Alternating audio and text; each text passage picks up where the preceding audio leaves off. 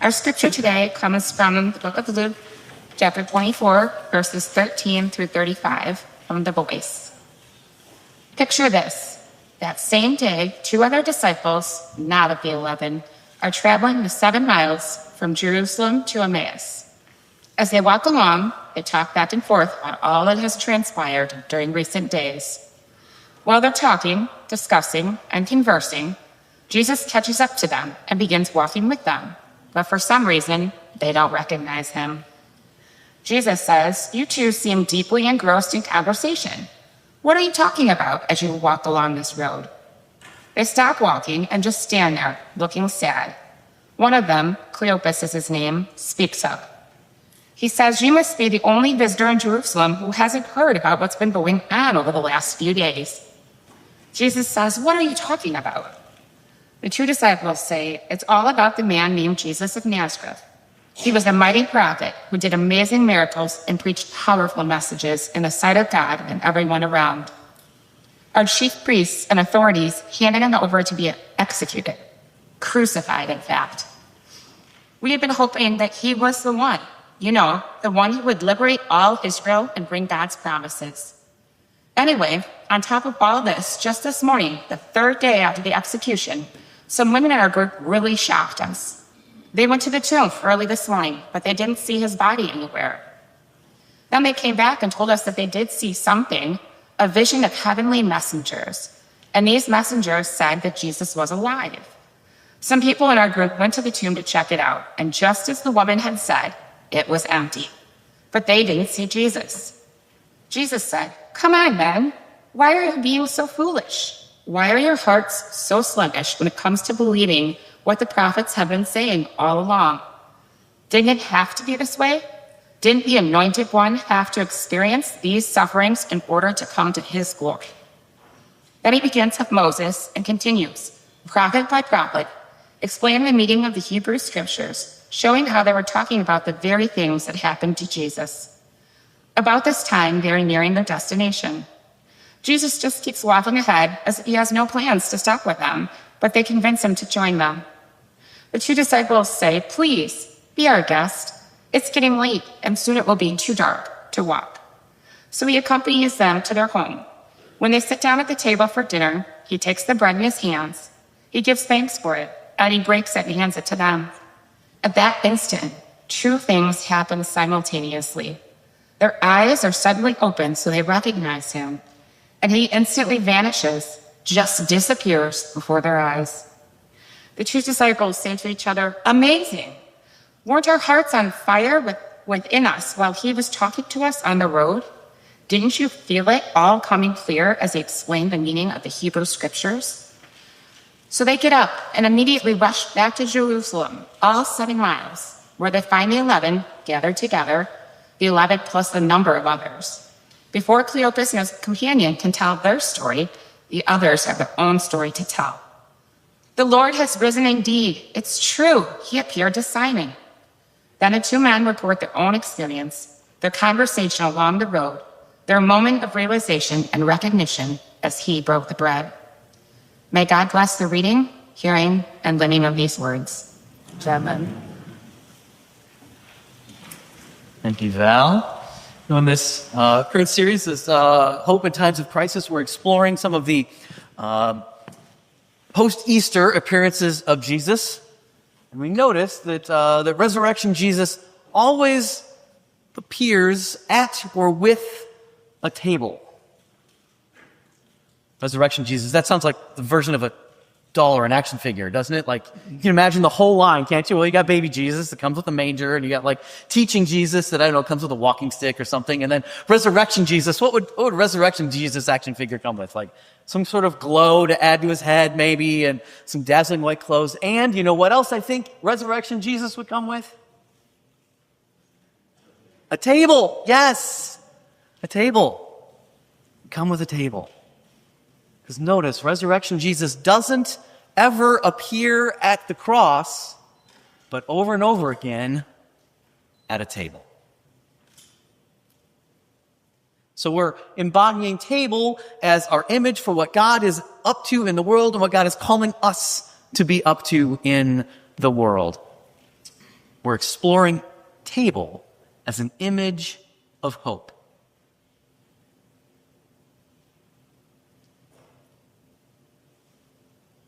But when we use it that way, hope's a noun.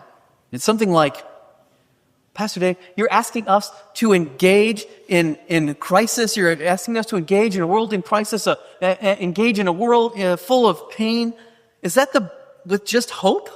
You're asking us to engage pain with nothing but hope? Is that the best our combined intelligence can come up with? Well, my friends, rebellions are built on hope. I absolutely believe that rebellions are built on hope. Communities are built on hope. Churches are built on hope. Heck, this building was literally built on hope. Well, okay, that and lots of generous donations, but it was built truly on hope. Here's the problem with hope as a noun, though. Nouns are zero-sum. Nouns have a finite amount, right? There's only so many chairs. And despite the different arrangement, I couldn't help but notice that, like good Methodists, all the chairs in the furthest away were the ones that were taken first. You take the rows out of the chairs, but you can't take the Methodists out of the rows or something. I don't know. Nouns are zero-sum. Verbs, however, verbs are eternal. Verbs just keep going. What does it mean to see noun or to see hope in this way, not as a noun, not just as a noun, but also as a verb? That's what this series is about ways to embody hope, bringing hope to life, ways to make hope a verb. Faith in Jesus, and remember that word faith really means trust. Trust in Jesus is us following God in the way of Jesus. And it's just that. It's a way of life. Ergo, verbs. It's a way of living, of being. Have you noticed the sort of, you're probably used to it now after almost 2 years, but the kind of strange words that we use for each component in the worship service? You know why we do that? Because they're verbs. Because they indicate action. Sure, we could call it prayer, but prayer's a noun, and I like using verbs because it reminds us that the life of faith is one of action. Verbs. It's verbs all the way down. It's a subtle way to reinforce that idea that we need to be acting. So, first we said, last week, what does hope as a verb look like? Well, it might look like throwing a party. It might look like throwing a party for the most unlikely persons at the most unlikely time. That's a way to embody hope. That's a way to make hope into the kind of verb that will redress pain and crises. Look, I know you don't need me to list all the ways in which the world is in pain right now. From personal pain like cancer diagnoses to the political pain of how we can't even seem to agree on the facts of reality, to the global pain of the way that we're destroying the environment and making it so our future generations might not have a planet, and certainly are concerned about even continuing to have children because of the environmental devastation that we have wrought. That pain that we inflict on the planet, of course, is just another way of saying that it's pain we're inflicting on our neighbors, which, of course, is just another way of saying it's pain we inflict on ourselves.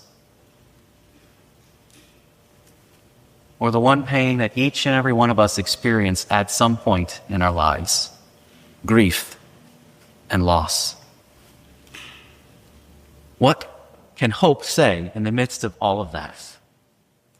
Well, in this story, and I know the text names the one disciple as Cleopas, but look, that's a very Greek name, and I'm sure probably Luke, the author of the Gospel according to Luke, was writing for a Roman audience, So it kind of makes sense to use a Greek name. But we know that Jesus' earliest followers were Jewish. So instead of that name, let's give them names that make a little more sense in the midst of the story, just sort of completely randomly. Let's maybe think of them as, I don't know, say Ben, and how about Luke? And they are walking on a road to Emmaus. In other words, after the pain of finding Jesus, finding out that Jesus is dead, they end up on a path that leads them back home.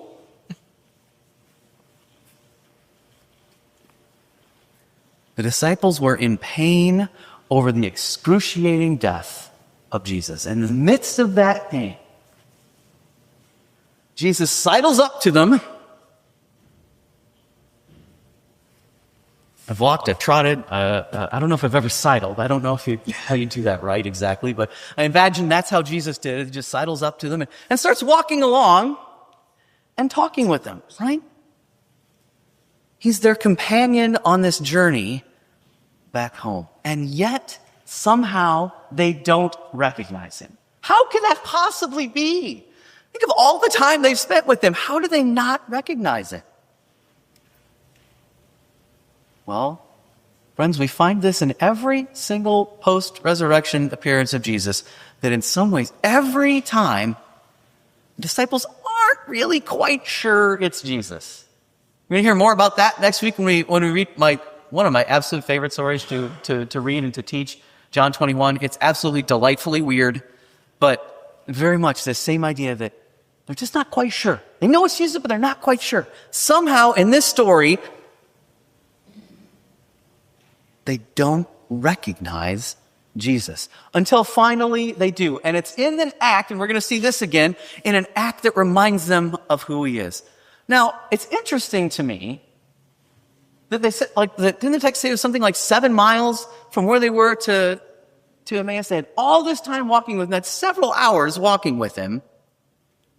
And they're walking and talking for this. Okay, if you don't like Ben and Luke, well, maybe we could name these characters, again, remembering that they're Jewish. Let's name them, say, I don't know, Toby and Josh. And you've mentioned that they're walking along, right? And they're walking and talking. The whole time they're walking and talking.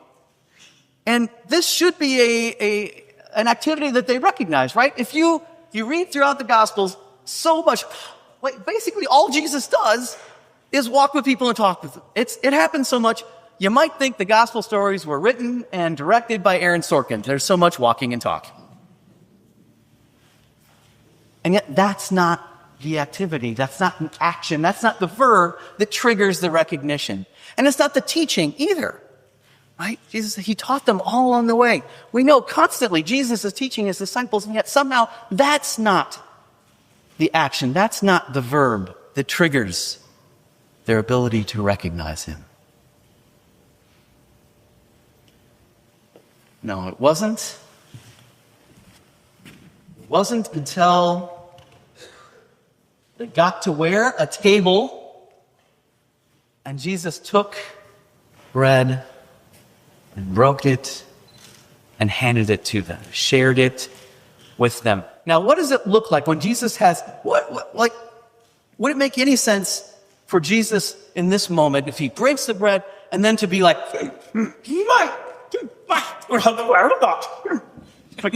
is this the image of what Jesus does with the bread? Is that when we see like selfish and holding it to himself? No. Is it? Of course not. What does it look like? Show me with your hands. What does it look like when Jesus breaks this bread and offers it? Oh, come on. Don't be shy. Yes, it looks like this. Of course. It's palms open. It's arms wide to accept. It's not clenched fists. It's open hands.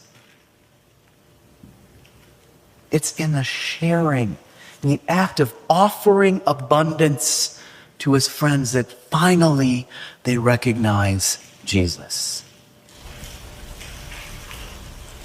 At the table, offering food, nourishment, bread to his friends, to those around him. That's when they finally recognize him.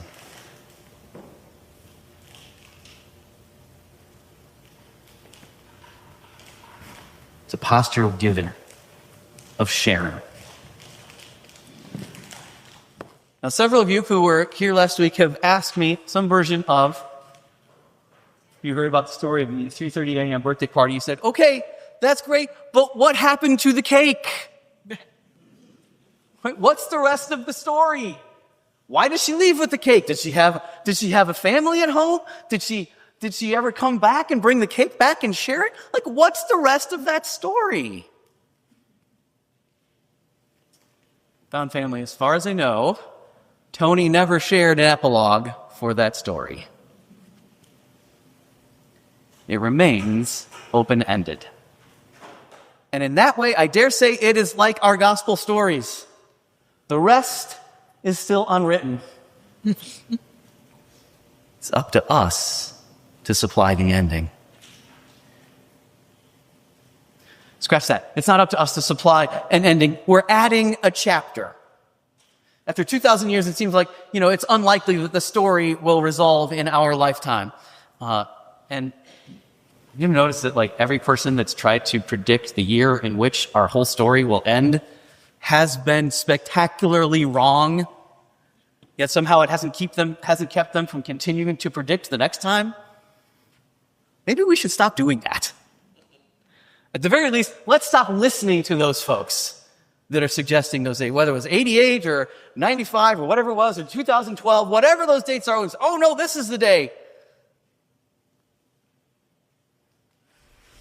It's always some sort of weird amalgamation of a couple of verses from Revelation and a couple from Daniel and something to do with the UN and usually Israel and some just sort of strange amalgamation that always ends up being wrong. Let's stop doing that.